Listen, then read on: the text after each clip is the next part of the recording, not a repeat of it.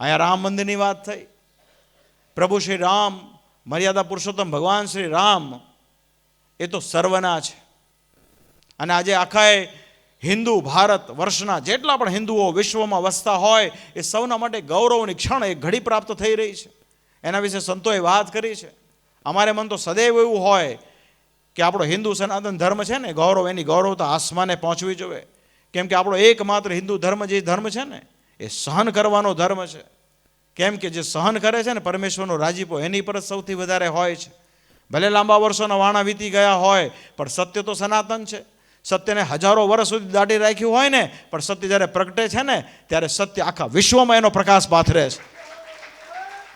આજે આપણા યશસ્વી પ્રધાનમંત્રી શ્રી, તમામ મોટેરા સંતો અને આ રામ જન્મભૂમિ શિલાન્યાસ જે ટ્રસ્ટ છે એમાં જે વડીલ મહાન સંતોએ જે ત્યાગ અને પુરુષાર્થ કર્યો છે એના પુણ્ય પ્રતાપે આજે એક એવો અવસર, એક દિવ્ય અવસર પ્રાપ્ત થઈ રહ્યો છે. 22 જાન્યુઆરીના રોજ રામ જન્મભૂમિને વિશે ભગવાન શ્રી રામચંદ્રજી રામલલ્લાની મૂર્તિ પ્રતિષ્ઠાનો એક દિવ્ય પ્રસંગ આવી રહ્યો છે. અમે તો સર્વ લોકોને જણાવ્યું છે કે આપણે મહોત્સવની અંદર પ્રત્યક્ષ અપ્રત્યક્ષ ભાગ લેવાનો છે. આપણે મનોમન ભગવાનને યાદ કરીને રામલલ્લાને યાદ કરીશું ને તો એમ માનજો કે ભગવાન રામની કૃપાથી તમારી પ્રત્યક્ષ ત્યાં હાજરી હોય ને એટલો તમને આશીર્વાદ ને પ્રતાપ તમને પ્રાપ્ત થશે. અમે પણ ભાગ્યશાળી છીએ. તે દિવસે 22 જાન્યુઆરી અહીંયા બાજુમાં મહુધા ગામમાં પણ પ્રતિષ્ઠા છે. આપણા આરાધ્ય ઇષ્ટદેવ શ્રી હરિની પ્રતિષ્ઠા કરશું ને મનોમન ભગવાન શ્રી રામની પ્રતિષ્ઠા કર્યાનું ફળ પણ આપણને બધાને પ્રાપ્ત થઈ જશે. ભગવાનની કૃપાથી આપણને રામ મંદિરના પ્રતિષ્ઠા મહોત્સવ અવસરે આપણને જે ભંડારાની સેવા મળી છે ને, મને એવું લાગે છે કે આ ભગવાન સ્વામિનારાયણ અને મર્યાદા પુરુષોત્તમ ભગવાન શ્રી રામની સંપૂર્ણ કૃપા છે. આ તમારા બધાનું જે ધન આવે છે ને દેવના દરબારમાં એના પ્રતાપે છે. વિચાર કરો, આ તો દક્ષિણ દેશ છે ભાઈ, ઓલું તો ઉત્તર દેશ છે. પણ છતાંય વડતાલ વિહારી હરિકૃષ્ણ મહારાજ, લક્ષ્મીનારાયણ દેવ, ગાદી સંસ્થાન સમૂચો આખું બધું આવી ગયું આમાં.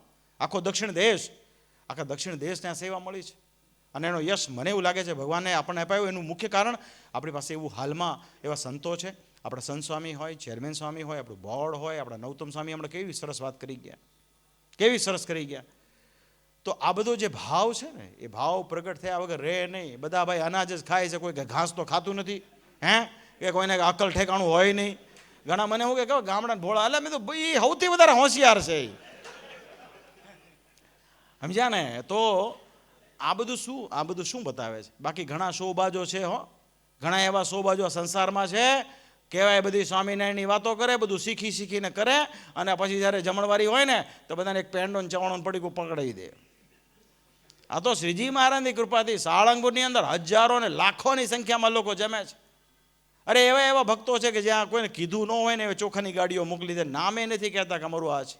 તો આ બધો ભગવાન, આ કળિયુગ હોવા છતાં પણ આ ભગવાનની બહુ મોટી કૃપા છે.